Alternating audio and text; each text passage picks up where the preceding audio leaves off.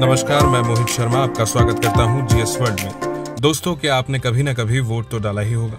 आपको भी रोचक लगता होगा कि इतने विविध चुनाव चिन्ह कैसे आते हैं, कौन इन्हें चुनता है और सबसे बढ़कर क्या दो राज्यों में एक ही जैसे चुनाव चिन्ह दिए जा सकते हैं या नहीं। अभी हाल ही में सुप्रीम कोर्ट ने तेलंगाना में सत्तारूढ़ भारत राष्ट्र समिति यानी बीआरएस पार्टी द्वारा दो अन्य पार्टियों को चुनाव चिन्ह आवंटन को चुनौती देने वाली याचिका पर विचार करने से इनकार कर दिया।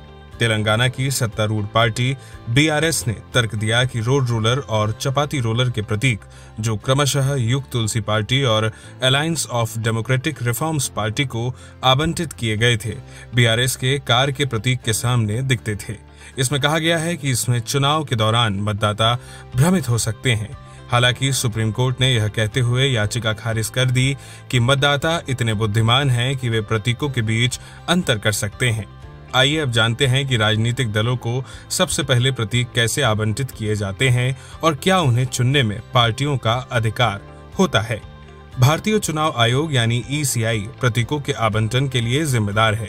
यह चुनाव प्रतीक आरक्षण और आवंटन आदेश 1968 के तहत किया जाता है, जिसका अर्थ है राजनीतिक दलों की मान्यता के लिए संसदीय और विधानसभा निर्वाचन क्षेत्रों में चुनाव में प्रतीकों के विनिर्देश, आरक्षण, विकल्प और आवंटन प्रदान करना।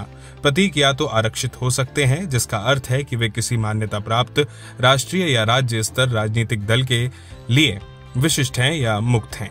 उदाहरण के लिए गैर मान्यता प्राप्त पंजीकृत पार्टियों के उम्मीदवार मुफ्त गैर विशिष्ट प्रतीकों में से चुन सकते हैं। ये पार्टियां नई पंजीकृत है या राज्य पार्टी बनने के लिए निर्धारित मानदंडों को पूरा करने के लिए विधानसभा या आम चुनावों में पर्याप्त प्रतिशत वोट हासिल नहीं कर पाई है। पार्टियों द्वारा चुने जाने के बाद के चुनावों में इन प्रतीकों को दूसरे के चयन के लिए फिर से स्वतंत्र घोषित कर दिया जाता है। मान्यता प्राप्त राष्ट्रीय और राज्य दलों को विशिष्ट प्रतीक मिलते हैं।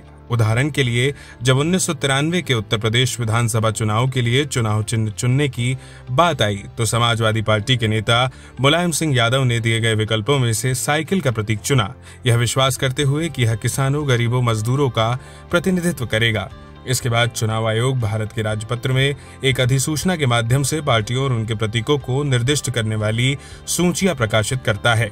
इस वर्ष इसकी अधिसूचना के अनुसार 6 राष्ट्रीय दल, 26 राज्य स्तरीय दल और 2597 पंजीकृत गैर मान्यता प्राप्त दल हैं। अगर बात करें ये विविध चुनाव चिन्ह घड़ी, कमल, मुर्गी आदि जैसे प्रतीक चुनाव आयोग की सूची में कैसे आ गए, तो हमें चुनाव आयोग के रिकॉर्ड से पता चलता है कि आयोग के पास दिवंगत एमएस सेठी द्वारा बनाए गए प्रतीक थे, जो सितंबर 1992 में चुनाव आयोग से सेवानिवृत्त हुए थे। वह प्रतीकों को स्केच करने के लिए नोडल निकाय द्वारा नियोजित अंतिम ड्राफ्ट्समैन थे। इन प्रतीकों को चुनने के पीछे सोच होती थी जिन्हें आम आदमी पहचान सकता था। यही वजह है कि विभिन्न राजनीतिक दलों के कई स्थापित प्रतीक साइकिल, हाथी, झाड़ू इसी प्रकार पैदा हुए थे। अब अगर जानें कि क्या राजनीतिक दलों को अपनी प्राथमिकताएं बताने का मौका मिलता है।